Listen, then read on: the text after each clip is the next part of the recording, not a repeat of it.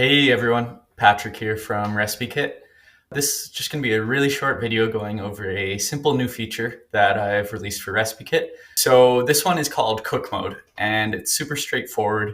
Enabling this and allowing your users to toggle this means that when they're browsing your recipe, when they're creating your recipe, while they're in their kitchen, while they're getting their hands dirty, enabling this on their side will keep their phone, their tablet, their laptop alive and awake, making sure that the screen doesn't dim, making sure it doesn't lock on itself, and just making their lives a lot easier while they're making your delicious recipe.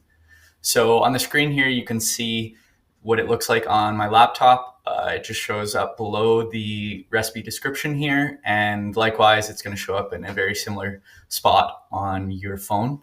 And as you can see, I can just toggle this. It's hard for me to show what this looks like, but again, now that it's toggled, my laptop screen will stay awake.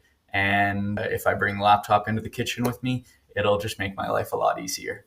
So you can enable this by going into the recipe kit settings, advanced settings, and then at the bottom here, clicking enable cook mode. And once that's saved, all of your recipe cards will start showing this cook mode toggle.